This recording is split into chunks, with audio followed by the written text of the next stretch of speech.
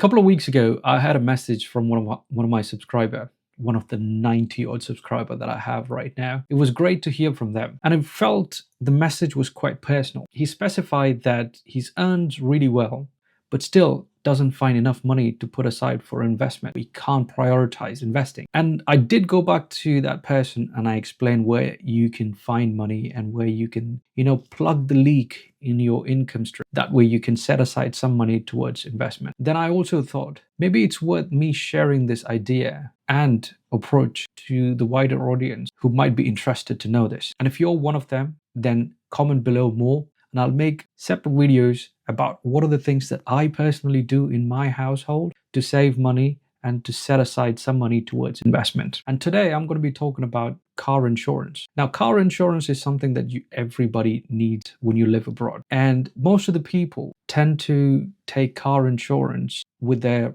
existing brokers. When the renewal comes, you'll get a code and you look at it and then you pay this annually. Now, here's the thing that I generally tend to do to get a better return out of my payment towards insurance. The first thing that I generally do to save this money is do a comparison site check. I go on websites such as Money Saving Expert, confused.com here in the UK, and also check on Money Supermarket. There's couple of other websites as well. I'll link all of them down in the description for you to check out. The first thing that I do is I pick a date. I pick a date which is 28 days away from my insurance renewal date. It's either 28 or 23, but I'll confirm that in the description below. But I'll pick those dates and set a calendar reminder to myself. The reason I do that is the insurance brokers, they have a specific window where they consider if anyone looks for a renewal, they give the best possible rate during that particular time. They find these people are financially organized, so they reward those kind of people. So I go into my calendar, pick a date for 23 days before my insurance renewal date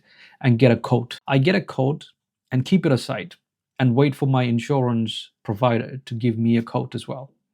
Now, here's what I tend to do. If you go into these comparison sites, you already get a better deal. What I do is I get the confused.com quote and then I compare that with the quote that's given to my existing provider. And then I contact the insurance provider. Now, when I contact the insurance provider, I do tell them that this is what I actually have received from these comparison sites. Can you beat this or match this? If you're already with an insurance provider and you find them really reputable and good, then it's worth sticking with them. If it's not, then it's absolutely fine for you to look for someone else and renew it at a better price. But in my case, this insurance provider was really good and the service that I received from them was really top notch. So I wanted to stick with them. But at the same time, I didn't want to pay that kind of premium for that insurance. So I took this quote, went to them, and I said, look, can you match this or beat this? So that person went back, did a couple of checks, came back to me and quoted something around the same price what I received from these comparison sites. Now, straight away, I'm getting a premium provider at a rate that is offered by these comparison sites. Now, you can actually take that premium that is offered by your existing company, but you can take it to the next level.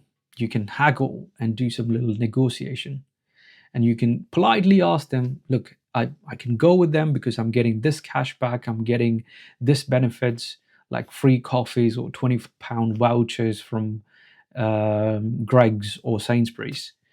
And when you say all of these things, the person would automatically either will say no to you, or they might actually go and do another check and come back to you, which in my case did happen. And I got £30 less than what was quoted by the insurance provider.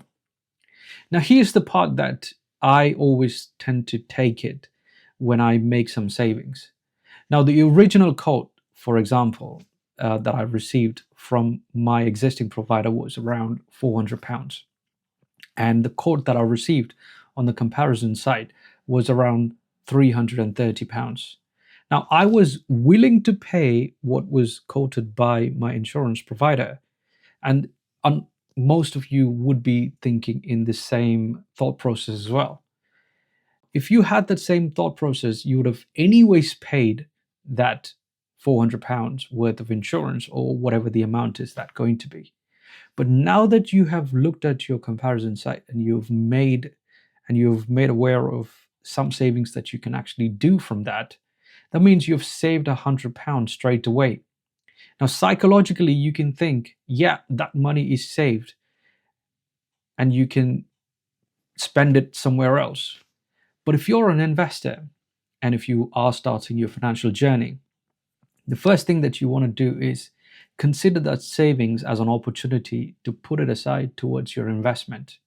And every savings that you make subsequently should be directed towards investing, because the money that you have saved is money invested somewhere else. It's not the other way around where you've saved something and you've spent that money somewhere else. In my case, I received a better quote, somewhere close to about £270 with my insurance provider, the current insurance provider. So I went from, say, £400 to £270. I've saved myself £130. Now that £130 will be set aside to invest in ETFs. And that's one way of me plugging a gap or stopping the leak. And I do these kind of checks on various other spendings that I do in my house. And if you're interested to know about these kind of money saving tips, comment more and then I'll make more videos about these things. That way, as an NRI, you can save pounds and dollars. Thank you for watching. I'll be back on Thursday with more money savings tips.